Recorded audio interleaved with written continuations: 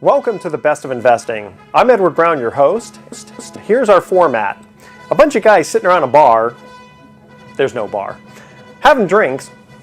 There's no drinks either. But we're talking business, and you, the audience, are listening in. The Best of Investing is actually a radio show that has been around since August 2010, and it airs every Saturday on Fox News Radio, 9:10 a.m. at 1 p.m.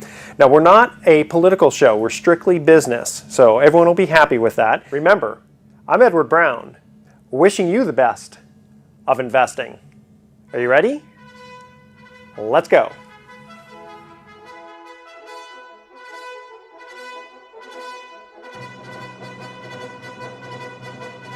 Here we go. Welcome! You're listening to the Best of Investing on News Talk 910. You know our show. It's where we present valuable information about real estate, the financial markets, and other economic business of the day. And since we have a few new listeners, we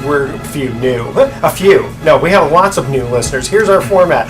A few guys sitting around a bar talking business with you, the audience, listening in. I'm your host, Edward Brown, and I'm delighted to have as my co-host Mark Hanf of Pacific Private Money, California's fastest growing private lender, and Brian Burke of Praxis Capital. You like the way I say that? Fastest. It is, and it's true. It's true. You're growing leaps and bounds. We're on fire. Our phone number is 888-912-1190. Write that number down, 888-912-1190, because you're going to use that number to answer the trivia questions for 3 vacations given away during each commercial break. That's right, we're giving away 9 vacations during this show. The vacations are sponsored by Lighthouse Resort and Marina, which is located 1 hour northeast of San Francisco. The vacations are free. Their only request, a $75 cleaning fee to cover housekeeping expenses. Their website is lighthouse4fun.com. You can reach them at 916-777-5511. And today's trivia theme is exciting finishes in sports. Brian's favorite subject. Ooh. Our website is bestofinvesting.com. Check us out on Facebook and YouTube by typing Best of Investing Radio Show. And World Wraps in Corte Madera and Santa Clara is still giving our listeners a free smoothie with purchase of a wrapper bowl. If you mention the Best of Investing, go there for lunch today. Best Wraps in town. Don't forget to mention Best of Investing for your free smoothie. And one of the reasons I have this trivia theme of exciting finishes in sports is because we have a very special guest, a very good friend of mine, Paul Kingsman, who is the 1988 bronze medal winner in the 1988 swimming Olympics in the backstroke. And if you go on his website, which is still active, Paul Kingsman. Very active. Okay, Paul like that. PaulKingsman.com. You can see one of the most exciting swimming races, to me, of all time. Thank you. Okay, and Paul. Yes. Give us I've heard this story a few times, and so has Mark, but it gets better and better each time, and it's been a little over a year since you've been with us, and we have a lot of new listeners, so give us the story.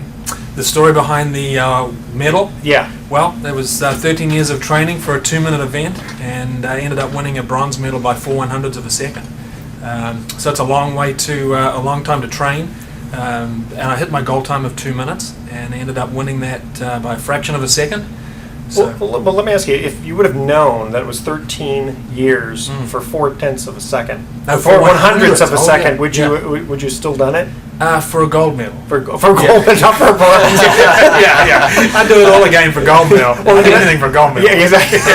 I've heard that. I've heard that a lot of people do anything for the gold. Well, some do, and some get caught. Some get caught. Yeah, right. No, but there was actually a question that they asked Olympic athletes. They said, if we could guarantee you a gold medal, but you were going to die like within 2 weeks after, would you still want it? And they said yes. Yeah. Well, one of the other things with a silver medalist, I've heard people say, well, silver medalist is really the first loser. So third place is actually better than second. That's what I've heard. That's what I believe. Go big or go home, right? Yeah. Yeah. Hey, Paul, 4/100ths of a second, that almost sounds like the margin of error. I always wonder about that, and how accurate are the start versus finish times in something like swimming. You got water and you got all kinds of stuff going on. And good question, because that's why they can't go down to the 1,000th of a second, because of the margin of error in pool construction. In 1984, we had a dead heat in the first event, the women's 100 freestyle at the LA Olympics. They can only take it out to the 100th. If they went out to the 1,000th, they would actually see a difference. But because of even disparities in engineering, They yeah, can the calibrate pool. the length and everything, but Yeah. they cannot take the times to the thousandth, although they know them. Well, you hear all the steroid type stuff, right? Well, the next thing's going to be someone's going to get in the pool with a hammer and chisel out part of the pool, make it a little bit longer. Yeah, for right. that person. That'll be in Australia. New Zealand, yeah. You watch. You watching? Are they notorious for that? Oh, Australians are notorious for all bad stuff. Really? But I'm a New Zealander, so... Oh, that's right. That's right. So yeah. take my word for it. Yeah, exactly. Yeah, not the Aussie, but the Kiwis. Yeah. Okay. I'm sure, Mark, what question you want to ask? Paul, what are you doing with yourself today now that you've you did that? I mean, that 13 years training, and where did that lead you to? Post Olympics. Sure. Well, I'm speaking a lot to corporate groups, mainly in the financial services world, which I got into when I came back to the US at Morgan Stanley to start with. So doing corporate speaking and also working with a small wealth management group called Taddy Ludwig. And it's because of that perspective of knowing the importance of having a long-term plan and how to stick with it.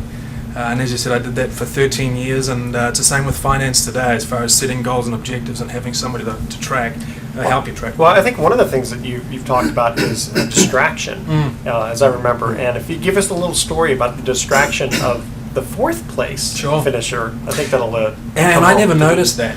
In fact, I was talking to a group earlier this week, and never noticed what was the cause of that until several years ago, and saw the guy that came fourth on the last couple of strokes actually turned and looked at me. And if he hadn't have looked at me again, he would have come in ahead of me. But he looked once and saw me, and that was enough of a distraction to look again. Did you smile at him? No. Stick your tongue out? You never look for the wall. No. I mean, you just never look for the wall. But he did, and in that split second, we were only 4 meters away from finishing. In that split second, a lot changed. So, oftentimes when I'm showing the video, people are like, oh no, he looked as like, what are you feeling sorry for him for? It kind of changed lives, but, that's what life's like. You can't get distracted. You can't take your eye off the ball, or in this case, take your eye off the pool. Off the wall. yeah, off the wall. Yeah. Yeah. I wonder if he's gone through. He hasn't committed suicide or anything. No, a number of people have asked me if we ever spoke, and we never did, because they take the 3 medalists away, they take the other 5 guys out the other side, so we never had a chance to talk. Yeah. And depending on what country those losers are from, they might get beaten up. Yeah. Oh yeah, or killed. Yeah, I remember. Isn't that Colombia amazing? in soccer. Yeah. A guy accidentally kicked a goal in his own. Kicked it in his own goal, and suddenly he disappeared. Yeah, it's serious business. Wow. Okay, now after I love some of these stories, and I know the audience will enjoy these too.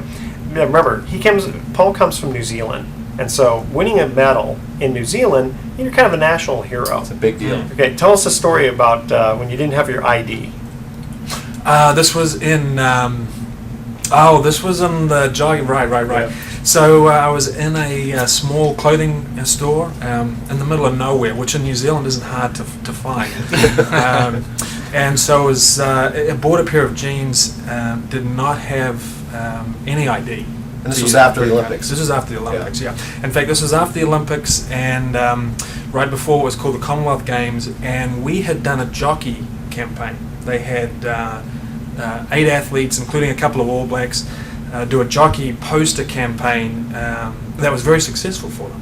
And so we were done as centerfolds wearing jockey, one at a time.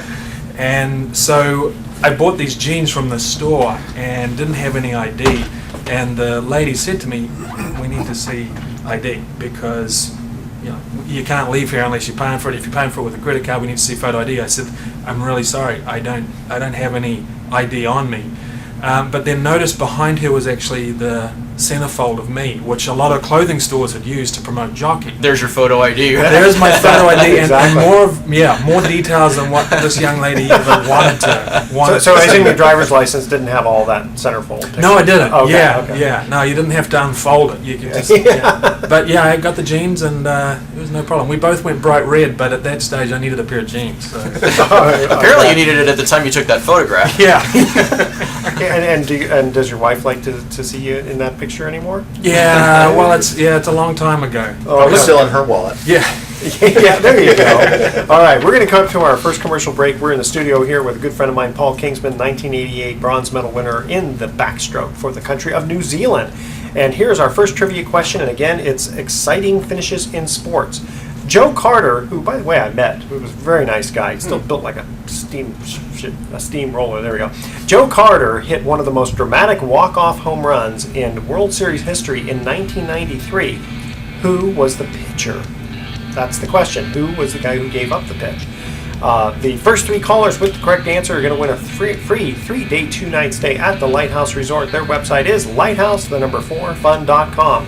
Call 888-912-1190. That's 888-912-1190 to answer this question. Joe Carter hit one of the most dramatic walk-off home runs in World Series history in 1993. Who was the pitcher? 888-912-1190. Make sure to include your name, your address, your email address, and speak slowly and spell out each letter of your email, please. And we will be right back.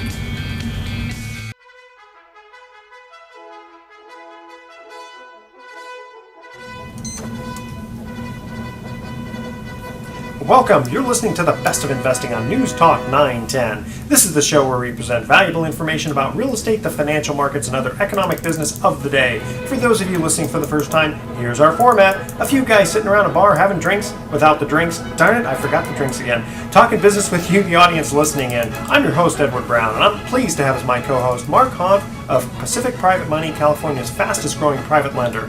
Our phone number is 888-912-1190. Now write that number down, 888-912-1190, because you're going to use that number to answer the trivia questions for 3 vacations given away during each commercial break. That's right, we're giving away 9 vacations during this show. The vacations are sponsored by Lighthouse Resort and Marina, which is located 1 hour northeast of San Francisco. The vacations are free. Their only request, a $75 cleaning fee to cover housekeeping expenses. And their website is lighthouse4fun.com. You can reach them at 916-777-5511. And today's trivia theme is, yep, there it is. I knew Mark was going to give me the look. Is famous phrases from TV shows or movies. Oh, I'm going to nail this one. You're going to nail this one. Okay. Our website is bestofinvesting.com. Check us out on Facebook and YouTube by typing Best of Investing Radio Show. We're also on television, Comcast Channel 26 on Saturdays at noon and Sundays at 6 p.m. And don't forget to record us on the website dar.fm. Again, quick reminder, World Wraps in Corte Madera and Santa Clara is still giving our listeners a free smoothie. God bless those people. If you purchase a wrapper bowl, if you mention the Best of Investing, go there for lunch today. Best wraps in town, and don't forget to mention the Best of Investing for your free smoothie.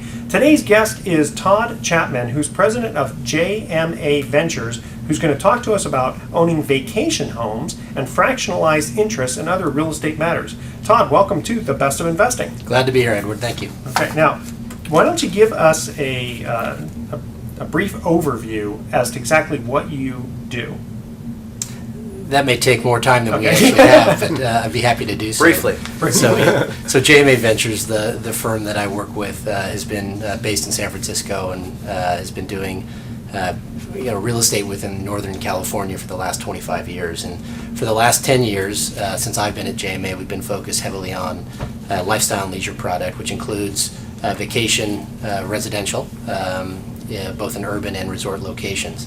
In particular, now we have 2 projects. One, the Fairmont Heritage Place at Ghirardelli Square, located on the water in San Francisco, that is in sales, as well as the Constellation Residences, which is mid-mountain slopeside up at North Star on the ski resort. Okay, so tell us specifically about the Ghirardelli project. Sure. Okay, exactly, what is that? How do people buy into it? Yeah, so a little background. I think everyone, your listeners, are probably familiar with Ghirardelli Square. It's a National Historic Landmark. It's been around for about 120 years. Good chocolate. Great chocolate. I always get too much of it. Yeah. But when we purchased the square about 7 or 8 years ago, we decided that we were going to convert some of the old warehouses to residential. And so what we did is we partnered with Fairmont, another prominent brand within San Francisco, and we created San Francisco's first private residence club, which is essentially a fractional product where owners can buy 1/10 interest in high-end 2 and 3 bedroom residences in San Francisco. That product's managed by Fairmont and serviced by Fairmont. So fractional ownership, how is that different from a timeshare? So the primary difference is a fractional or private residence club product. You actually receive a deed to a unit. So most timeshare products, you're either receiving a points-based product where you trade points for time, or you're given certain slots, but you don't actually own a physical deed, which means you can't finance it. I mean, our product you can finance like a traditional home with your bank. Are banks lending on 1/10 of an interest? So they have been, and so traditionally there's a number of lenders that would lend against fractional. It actually, for Mark's benefit, it actually has one of the lower default rates of any residential product out Wow. there. Interesting. So 1/10 interest. So does that mean you get to stay in it for 1/10 of the year? Is that how that works? Is it a time-based fraction? It is. You receive 35 guaranteed days a year of use. You can stay there in excess of 35 days on a space available basis anytime as well, which is a real nice benefit. Do you have to buy that time? No, you don't. In fact, if you've used your 35 days and you and your wife want to come to San Francisco and you call up and it's a Thursday and you say to your owner service rep, Zach, I'd like to come on Friday and Saturday, is there any rooms available? And they say yes, you can come and you can stay for no cost. Okay. So it's a nice usually, benefit. 10 times 35 is 350. Right. I had to take off my shoes and socks to figure that one out. But and then there's 365 days, so the other 15 days gets used for cleaning usually and repairs. Cleaning and maintenance and those types of things, that's right. So I've heard of fractional versus timeshare, and I guess the promotion on why fractional is better is as you said, you actually get a deed, so you actually do own a fractional interest. Is there appreciation opportunities, or what's like the and from an investment standpoint, what has that been looking like? And of course, we're talking like post crash now. So what's the market looking ahead in terms of investment opportunity? Well, I think from our standpoint, we're actually very blessed. If you can believe it, we haven't had one resale on the property since we opened in 2008. And that's a testament to our owners really loving the product. I think one of the things that has really bolstered their confidence in it from an investment point of view is it's Ghirardelli Square. So Sure. you can go anywhere in the world and generally people are going to know about Ghirardelli Square, and I think that sense of owning a timeless and historic place helps people kind of make the leap to say, I feel comfortable with this investment, and that's really worked well for us. So no one's sold it yet or resold it yet.